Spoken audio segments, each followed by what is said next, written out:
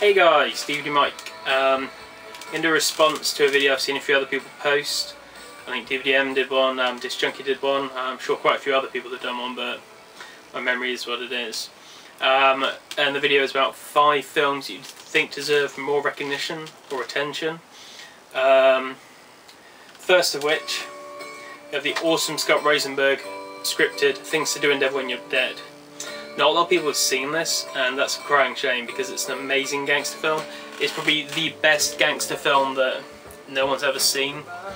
It's directed by Gary Fleder, who hasn't done a hell of a lot. But it's about Jimmy the Saint, played by Andy Garcia, who is, to quote, the bitch's bastard. Bit of a smooth ladies' man, falls for Gabrielle Anwar, but everything kind of goes wrong. It's put in motion by the man with the plan, who's basically the mob mastermind, Christopher Walken, and things go from bad to worse. And this simple kind of love story gets very mob very quickly. Great dialogue, some of the best dialogue you've ever seen, better than Tarantino. Tarantino's overrated compared to Rosenberg in my view. People who have seen any Rosenberg films, you know what I'm talking about. Next one, again, people probably dismiss this, but Josie and the Pussycats. I got this because, as it says on the front, 4 out of 5 by Empire. They said it's like a teenage fight club. Not so much that it's like girls beating each other up, more the fact that Harry Alfont and Deborah Kaplan have done, made a film that's about consumerism and how it can drive people mad. It's funny, it's stupid, it's irreverent. It's just genius. No one's seen it. Not that I know of, just me and my brother. Everyone I lent to say they don't like it, which is kind of gutting because no one seems to get, you know, the genius of it. People see Can't Hardly Wait. This is the same team that did it. It's worth watching, especially if you like Richard Lee Cook. Next, one that a few people might have heard of if they're of a certain age, I suppose. Born in the 80s, you've probably heard of it. FX Murder by Illusion.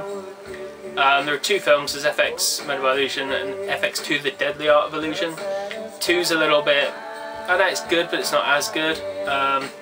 It's about Brian Dennehy's cop and Brian Brown's special effects artist who gets hired to fake a mob death. So this guy can go into hiding, use special effects to do it. But things go wrong when he gets the crime pinned on him, the murder. It's a great film, directed by Rob Mandel. I don't think he's done a lot since. It's very well plotted, it's very 80s, but I don't think that's necessarily a bad thing. It's good and it's cheap, so if you see it cheap anywhere, please pick it up. And the sequel's also very good. Next we have one that I saw in the cinema. It came out on Valentine's Day and I was the only person in there watching it. It got slated on release, kind of. It was more mediocre to poor reviews.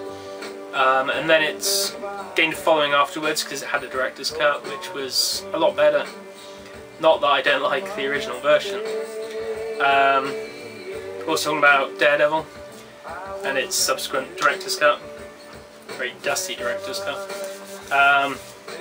Now I know a lot of people wrote it off compared to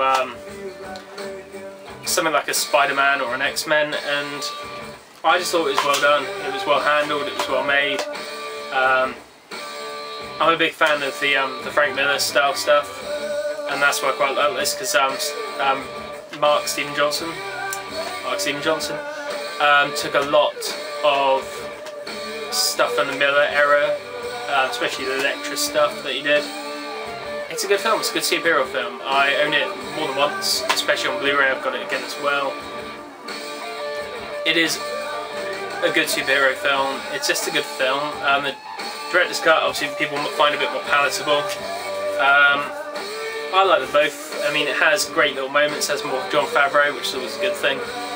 And it's a bit more fleshed out, so if you haven't seen it, please watch the director's cut first, because I think it's worth it. And last but not least, a film that I've loved since day one, but not many people have seen it, even Johnny Depp fans, and there's a lot of those, especially ladies out there. Benny and Joon. This was my tie to go into this list with a film called Jack and Sarah with Richard E. Grant.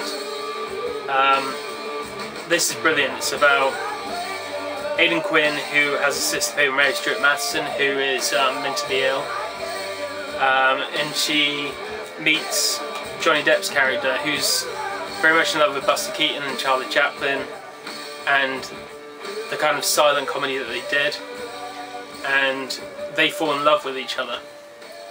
It is a love story at its heart. It's very good. Johnny Depp is amazing in it. He's probably the best he's ever been.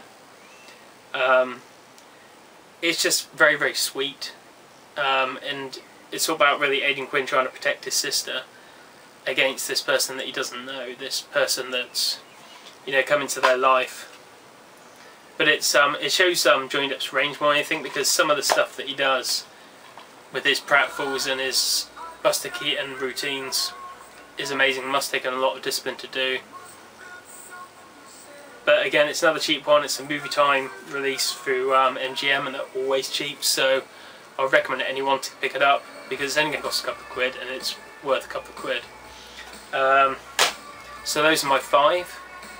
I'll probably think of another 5 after I stop doing this, because that's what I'm like. But I hope some people out there like those films as well. If not, please watch them. They are very good. And feel free to comment below and watch the other linked videos that I do. Thanks.